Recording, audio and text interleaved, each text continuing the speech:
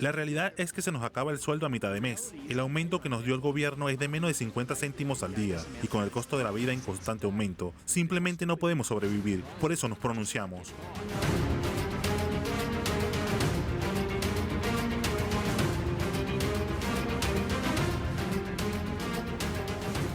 Y a propósito de que hoy se conmemora el Día del Trabajador, países del mundo luchan por reivindicaciones laborales.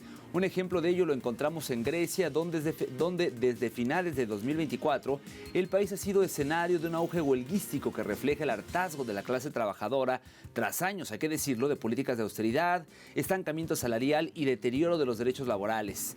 En el contexto actual, la nación disfruta de un crecimiento económico del 2,3%, el cual supera el de otras economías de la zona euro. Sin embargo, los sindicatos aseguran que muchos ciudadanos todavía luchan por llegar al final de mes en medio del aumento de los costos de los alimentos, la energía y la vivienda, que tampoco ven lo suficiente en el hecho de que el gobierno conservador aumentara el salario mínimo mensual en un 35% para llegar a 880 euros. Y es que, según datos del Eurostat, el salario mínimo griego se situaba en enero de 2025 entre los más bajos de la Unión Europea en términos de poder adquisitivo.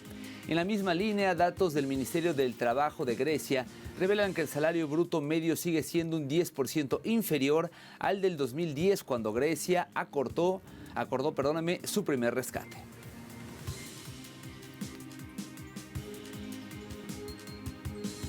Y ante esta situación, en semanas recientes, miles de trabajadores, de trabajadoras se manifestaron en Atenas en el marco de la jornada de huelga general por el aumento de los salarios, que tuvo un fuerte impacto en puertos, barcos, aviones, trenes. A continuación la ampliamos en la siguiente historia.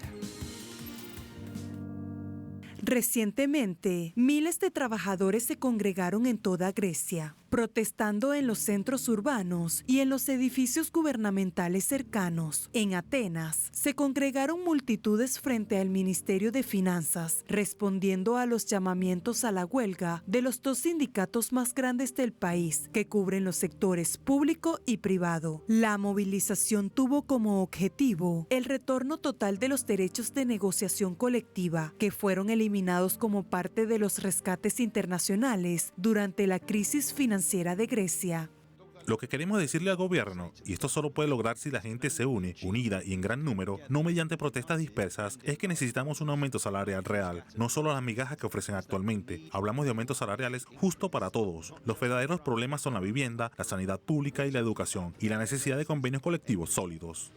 La huelga ha provocado importantes interrupciones en el transporte en todo el país, ya que los controladores aéreos se unieron al paro, lo que obligó a la cancelación de todos los vuelos nacionales e internacionales. Los servicios de ferry también se suspendieron, ya que la Federación Panhelénica de Marinos se unió a la huelga. Los representantes sindicales enfatizaron que sus demandas van más allá de las consideraciones financieras, destacando las antiguas preocupaciones sobre la seguridad y personal.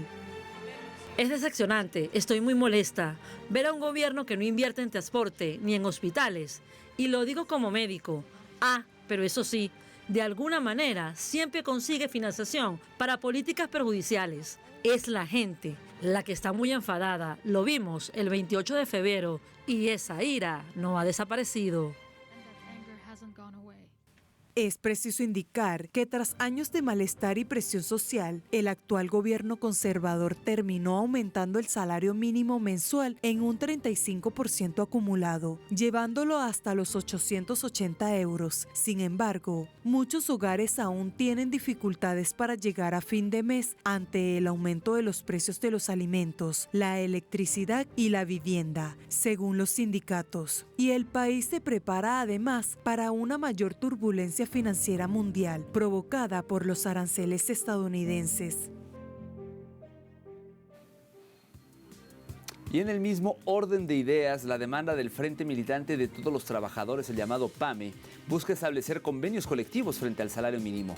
Este PAME ha puesto el foco en la necesidad de restablecer los convenios colectivos sectoriales, que considera el verdadero pilar para garantizar salarios dignos y condiciones laborales justas. Según el sindicato, estos acuerdos diezmados tras la crisis financiera de 2009-2018 y las imposiciones de los programas de austeridad, que fueron, hay que decirlo, impuestos por la Troika, compuesta por la Unión Europea, el Banco Central Europeo y el Fondo Monetario Internacional, son esenciales para contrarrestar la precariedad impuesta por las reformas laborales de los últimos años. Según la fuerza sindical, el salario mínimo actualmente de 830 euros mensuales es una trampa que beneficia exclusivamente al sector patronal al mantener los ingresos de los trabajadores en niveles insuficientes frente a un costo de vida en constante aumento. Y al mismo tiempo, desde el PAME denuncian que los salarios reales son un 14% más bajos que en 2011, mientras los beneficios empresariales no paran de crecer. Los sindicatos exigen incrementos salariales sustanciales, el retorno a una jornada laboral de 35 horas semanales repartidas en 5 días y la derogación de las leyes que han flexibilizado el mercado laboral, como la reciente ampliación a una semana de 6 días de ciertos sectores.